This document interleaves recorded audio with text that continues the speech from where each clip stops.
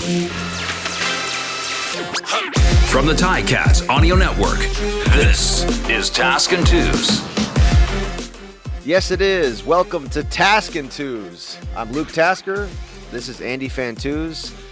Every week, we're getting well into the season here, Andy. We've met for I think probably every week since the beginning of the season, since the Ticats Audio Network, since their birth into the media world, and it's been awesome. And now we finally get to have a playoff episode. We've got to be playoff edition at the top of our game. It's time to make it count. But good to see you, man. This is American Thanksgiving today down here, so I'm getting ready for a day full of festivities down my way. Yeah, this is we gotta make sure this is a good one because it could be our last, right? We got to go out there and leave it all on the microphone and leave it all on the microphone, baby. Don't leave anything to chance and cross all our T's. But yeah, now how is Thanksgiving in the U.S.? Is it as wild as we all assume, just based on like football and the culture from up here? Yeah, it's a great holiday, and the football certainly adds a huge part of it that makes everybody's festivities fun. But I've always liked that it falls on a Thursday. Everyone takes the whole week off of work effectively, and I've got a Thanksgiving celebration today at the in-laws, and then tomorrow at my family. I've got people in town. It's a big fun weekend. Yeah, we're looking forward to it. So what's on the menu? So it's interesting. It's pretty much the same menu in my memory of my years in Canadian Thanksgivings, celebrating with the teams and families up in Canada. It's effectively the same deal. We've got turkey, mashed potatoes, pumpkin pie, gravy, stuffing, that the whole thing. So there's been years where my family has mixed it up. We had a crab leg dinner Thanksgiving a few years back. Nice. Just to sort of keep you on your toes, but no, effectively it's your classic Thanksgiving feast. Oh, that sounds great. Yeah, I like how we kind of have it a little earlier, but I do respect the tradition of the American Thanksgiving, and I'll also be celebrating vicariously. So I'm gonna watch a little bit of football and spend some time with the family, and but more importantly, they're getting ready for the playoff game on Sunday. Baby. The blackout at Tim Hortons Field. Have you played in a blackout before? We had a few back when we were in our time there. That's going to be awesome, man. The stadium's going to look great. By the way, for those listening, there are ticket giveaways daily on the Ticats Today with Louis B. So if you listen in and you do have a chance to win a ticket to the game, and it's like Andy said, it's a blackout. So very exciting, man. This is going to be a good weekend. My first blackout experience at Tim Hortons Field was actually it wasn't even Tim Hortons Field. It was at Ivor Wynne Stadium when I was a member of the Riders. And it was right when the Fantuz Flakes spoof came out. I don't know if you've ever seen that before, but the Ticats media team put it together a spoof talking about Fantuz Flakes as a dandruff shampoo. And they were saying, "Oh, Andy," and they had they asked me if they could do it first, which was very classy. Yeah. And I said, yeah, for sure. And Kate McKenna was one of the ones leading that charge. And so it's like Andy Fantuz has been struggling with dandruff since his days at Western. And, I always had that fro. So they're showing me with these pictures saying I was struggling with dandruff. And then they come up with these three kinds of Fantuz Flake shampoo bottles. And the flavors were, or the scents were Barnyard, Corner Gas, and watermelon. And it was like a 2.5 minute video, well put together. It had all these actors. They were at a salon. All these people were using it. These kids with all these really, really country names like Billy Joe and all these. They're like, oh, I love the smell of fresh manure in the morning. It really wakes me up. That is amazing. So I always saw the Fantuz Flakes. We had one in the stadium, like the one that you had signed, up above the trainer's, office there. But I had never heard about the spoof. That's good stuff. Yeah, so we did that year, the 2010. We did the Flakes, and then we were playing in Hamilton later on in that season, and the Ticat Media Group did the spoof, and I can remember vividly. It was Peter Diakowski like on the commercial, like, "Come wear your black to Iverwin Stadium, and let's like Yeah. black out these riders." And because you know how Saskatchewan always travels well, so there's lots of Yeah. green in the stands no matter what. Yeah. So anyway, that was my first experience, but it That's is a great. big, I like all these theme type of crowds because to me it always seemed to put a little more energy, a little more electricity in the stands, Yeah, it's and great. you feel it on the field. Like there's no question about it. I heard Simone talking about it this week. Who, by the way, I'm sure you heard the news. Most outstanding defense in the East. That's going to be awesome. Yeah, most outstanding defensive player in the East. So he's got a decent shot to win that Yeah. for league wide. But anyway, you heard him talking about it this week about when the crowd's roaring and he can't even hear and he can't hear Jovan and Cameron talking right next to him on the field. That's Yeah. a huge advantage then the opposing offense can't communicate. So yeah, wear your black and get to the game and cheer loud. Like Ticats need you. Andy, so after 2000, what was your last year in Sask? When did you come to Hamilton? Was it right after the Fantuz Flakes? Well, I had that brief cup of coffee in Chicago in 2011, and Right. then so I kind of missed out on that year. So 2012 was my first season in Hamilton, which Yeah. was Iverwin's last season. Yeah. Oh, that's awesome. That's funny stuff. Well, we'll get into some of the awards that the Ticats have been nominated for, but yeah, playoffs, man. I thought that maybe we could go back through some of our favorite moments of the playoffs, and I'm very excited not to spoil the moment, but one of my favorites was including the two of us on the field at the same time. But for our playoff edition, let me fire some questions at you that we can go through. So first of all, the your favorite playoff game of your career, and I'll start this one off because this was speaking of Tim Hortons Field, one of the best, I think probably still one of the best moments in Tim Hortons Field. And that was the first year, 2014. And one of my favorite playoff games of all time was the Eastern Final there. It was, I want to say, a 4 o'clock game. And the only reason I say that is I remember it ended in the night at dark in the nighttime. We had just beaten Montreal 2 weeks earlier there. And like it was, oh, well, we went undefeated at Tim Hortons Field that year. And so we ended that streak off with a playoff game victory against Montreal, who was still a good team that year. I mean, it was not, it was not in the bag that we would take that game. And like that moment, just with the Tim Hortons Field was finally up and going, the fans were in there loud, and to beat Montreal, then to go back and get a chance at the Grey Cup, that was probably one of my favorite playoff games. Yeah, I remember that one vividly too. The Stripley whistle was like kept running. Right. Oh, it was epic, and they had the Yeah. flyover.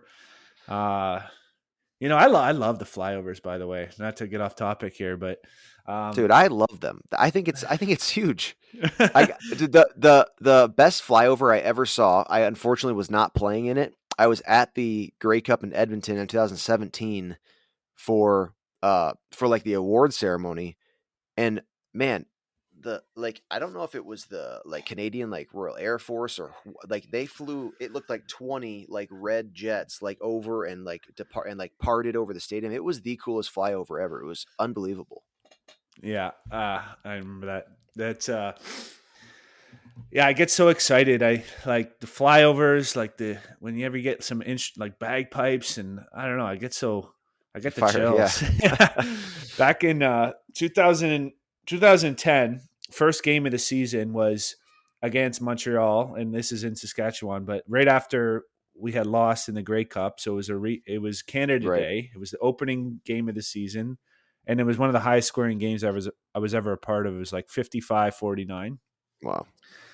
And but anyway, at the start of the game, it's Canada Day, and they had the Jets flying over. They had like the anthem was amazing, and then as the anthem was going on, this flying V of Canadian geese went diagonally across the stadium, and I was just like full chills, like half chub, like I was like,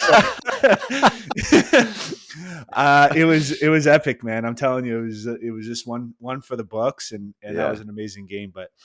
Yeah. Anyway, back to your question. What was your favorite playoff game? Well, yeah. I mean, I did win one Grey Cup, so Right, of course. that one stands out for me. But I think it's the games where you just have the whole offense for like as an offensive player when you have the offense just clicking, and like I think of the 2013 East Final. I think of the 2007 Western semifinal, and I think of the 2010 West final, sorry, West semifinal. And to me, just because it's like everybody's eating, it's a high scoring game, and just the fans, it's just so exciting, right? Yeah, it's amazing. So those ones to me as an offensive player stand out. Yeah, Also sorry, not to cut you off, but even though we were on the wrong side, like that game in Ottawa on 2015, I was gonna say, I know, like that was we should have won that game. Like you win that game 9 out of 10 times, but exactly. we And didn't win that offensively, time. we were just rolling that game. That was such a fun game to play. 100%. I've never had so much fun playing a game that we ended up losing than that. Like that was crazy. Like we were just rolling down the field, like interesting play calls, cool things. We'll come back to that game, but the last season, 2018, was by far my best season of my career. And our playoff game at home in the Eastern semifinal crossover against BC was like kind of like that. Like we just dominated them. Like I scored 2 touchdowns. I had like on both like really like great routes. Solely had like just like threaded the needle on one, and I sort of spun out of a tackle and made my way into the end zone. And like that was that kind of game where it just felt like there was like BC came in there having no chance. You know, when you look back on it, like there was just no chance for them. It was just so fun. Oh, it just made me think of that time when you threw the ball up towards your family and your brother like dove like 3 rows ahead of him to dive and make a diving catch in the stands. And of course, that's a Tasker. He's just jumping over people. Yeah, I got the TSN copy of that. Like they caught him a little bit, but like, man, what game was that? What did I score that touchdown? I think it was maybe against Toronto, and I hucked it. Like the crazy thing about it is I didn't see them. I just knew where they were sitting. Like I couldn't make eye contact, and I hucked it up to him because we had always talked about if this would be cool for me to do this and like try to get the ball to them. And sure enough, my older brother literally laid out forward in the stadium. Like he dove for a ball like over top of people down the stadium and crashed, banged his ribs, would like ended up down like in the floor of the on the floor of the stadium. That was my oldest brother. My youngest brother is got him trying to pull him up. His ribs are all banged up, and sure enough, he caught the football, which he still has in his house today. It was so awesome, man. Like it just you talk about the best catch in the stadium that night, and the guy was probably had a beer in his hand. Like it was really pretty phenomenal. Yeah, that was epic, man. TSN, unfortunately, like the camera, you see like this flash of color come through the camera, but they had to cut away to whatever it was like happening at the time, the touchdown celebration or whatever. But like you could really see him like just all of a sudden lay out, and the camera cuts out. Maybe that was my best playoff catch ever. That's funny. Okay, so now I've already given away my answer here, but your best play ever in the playoffs, and I'll let you go ahead before I tell my story. My best play would be the winning touchdown from the 2007 Grey Cup. There you go. I Easy. ran, yeah, I ran. You know how we used to run those banjo digs from number three, where you start inside the hash, you end up outside the hash, and then Yeah. I used to run a lot of options off that. So I kind of had a few plays with it was with Paul Lapalisse as the coordinator at the time, Yeah. uh, where I could kind of go, I could curl, I could be doing corners, or I could be doing digs or Yeah. outs, and I just like totally gave this guy a three piece, like so hard, Yeah. and and got him bad. I remember the GM on the flight the next day was like, "Wow, you opened that guy up so hard on that play," Yeah.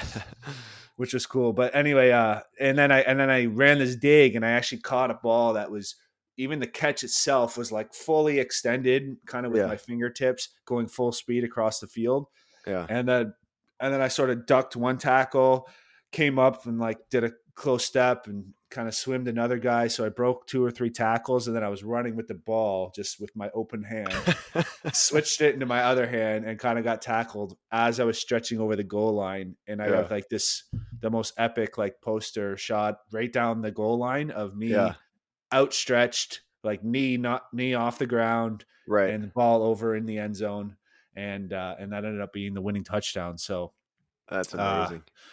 yeah, that was my best single play as an individual. Yeah. Yeah, That's amazing. I've seen that play before. In fact, I'm pretty sure Tommy Condell showed that in a meeting one time. I don't know if you remember that, but I'm pretty sure he pulled that up for whatever reason, playoffs or just for maybe for ball security. Actually, I wouldn't be surprised if that was also why we had talked about it. But yeah, that's gold, man. I think well, my favorite play of my career, I've always said, is that game we just referenced in Ottawa that we actually lost, but that semifinal and we were playing so well. That was the year that Zach Collaros got his knee injury, and Jeremiah took over, and we were rolling, and that we had a boring Eastern semifinal, like in a crossover at Tim Hortons Field, and then went to Ottawa and we were just we were just calling all sorts of plays. Taekwon Underwood scored that like ridiculous slant and go. yeah, the yeah, I scored a touchdown later in the game also, but my favorite play was I got the pitch in the backfield, rolled out like really sold like the wide receiver like end around run hard. Like I tucked the ball like up into my like running form, was had the ball tucked, stopped and threw to Andy Fantuz, number 83, all the way down the field. And like I remember the guy was still in coverage pretty well, but you like kept your body in position, like caught it over your shoulder, like in a like just it was just so beautiful. it was, yeah, it was a perfect throw, and it was a nice catch too. But you just execute, like you said, you just you sold it perfectly, and then just bombed like I don't know. It must have been 55 yards because I think it was like 45 downfield. Plus, I was all Yeah. the way on the sideline. So it must have been And 55, 60 yards. I don't know what it was, but perfect I remember spiral. watching it. Like, cause that's the thing. Like I knew like before the game, like on that sheet, I had said, no matter what you do, don't let this play not work because you didn't sell the run. So like I kept it under my arm and like was running. And so because I did that, like you were so far down the field. Like I remember watching the film, like I had to like full body, like feet off the ground, like huck the ball. But it was so perfect. That came from as a result of just like the sideline nonsense during practice. You and I had played catch, a million times, right? Like in like just throughout the weeks and days of the season. It was just what an unbelievable play. Yeah, that was epic. I think I had my brace on my arm because that's the year I Oh, that's dislocated right. my elbow. And Bionic remember we arm. had we had two in the same game, like, and Oh, and the CJ trainers, Gable, right? yeah, the trainers like Man, I've never seen this before in my life, and we had two in the same game. It's crazy. freaking that is so nuts. That same game, the playoff game. I mean, I also caught a touchdown on a corner route, but I was offsides myself on on my own touchdown, and Tommy Condell. dialed that exact same play up in the exact field zone the one drive later, and I caught the same route for a touchdown that counted. both That, both incredible catches, by the way. Both it was awesome, two man. of like your top 5 or 10 catches that Yeah, I've you're seen you right. make. Yeah, they were So both great. But man, that's just fun stuff. I nothing like making a big play in the playoffs. Very, very excited to see them this weekend. Quickly, the most outstanding player awards. Simone is getting the most nominated, I should say, for the East for most outstanding defensive player. I mean, you and I both played with this guy. We've talked about him like in the broadcast. I feel like I was telling RJ this the other day. It seems like every week, like his name is mentioned like in every quarter of the game. Like you just can't get through much of the game without talking about Simone for one reason or another. Obviously, he just broke the record, Rob Hitchcock's record, but I would love to see him get this. He was not. He's been the runner up already in his career, but man, just what a player, I think he deserves it this year. yeah, he had an outstanding season and career, like you said, and just a guy that continues to grow as a player and as a professional and a leader.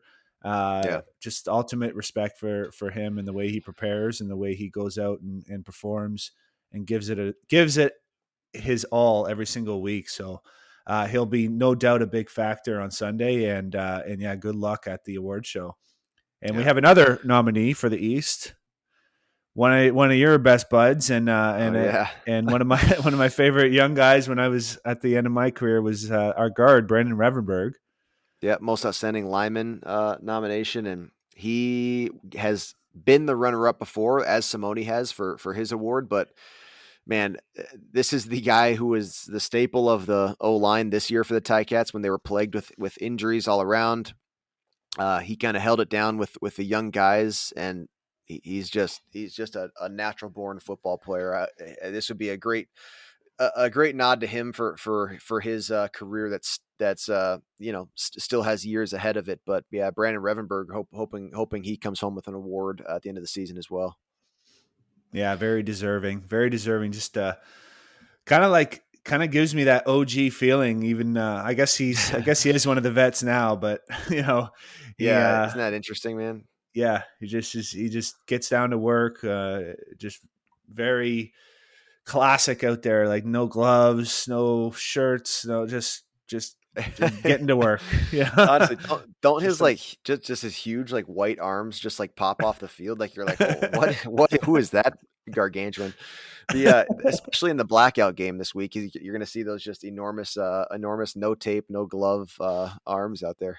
yeah, just keep an eye out for him. He'll be always be 15, 20 yards downfield picking up the receivers.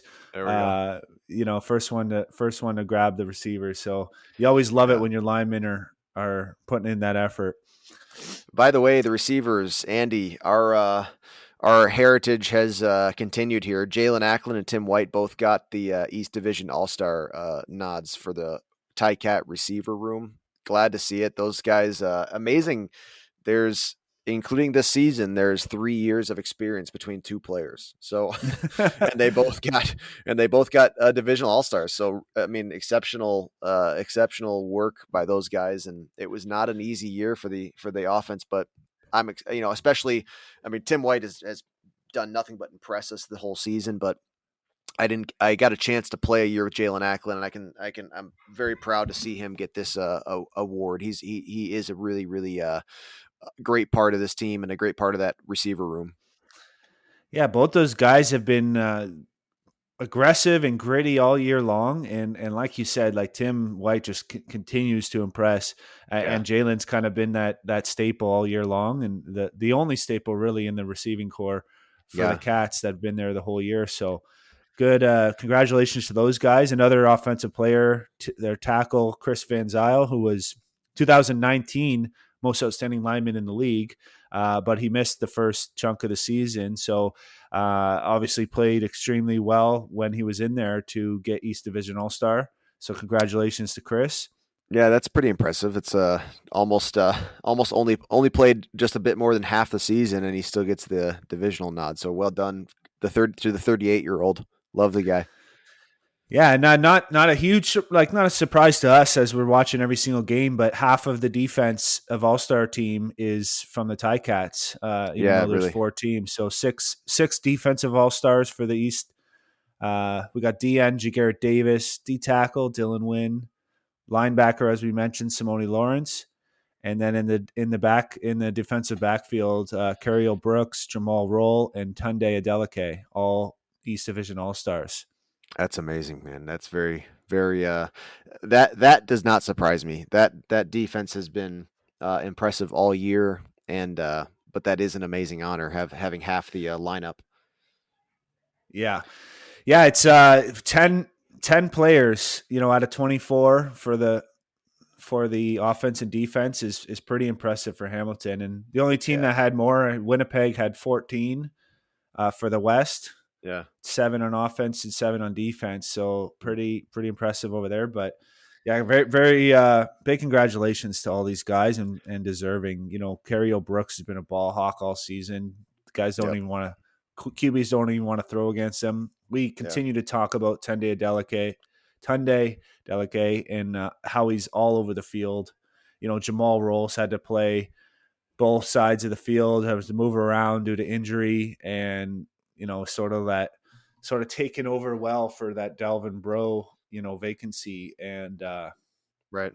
And then of course their big boys up front, Jagarrett Davis and Dylan Wynn are guys like, as you mentioned with Simone, you kind of just you're sort of referring to them in every quarter. It seems like almost every drive.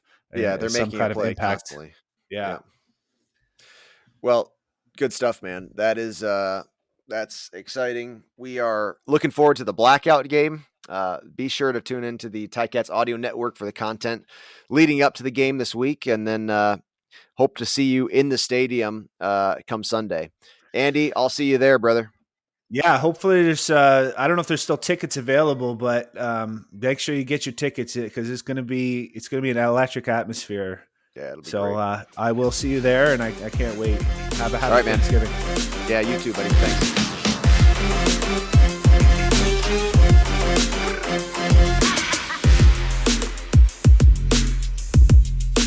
Task and Tuz. Like and subscribe to hang with them weekly.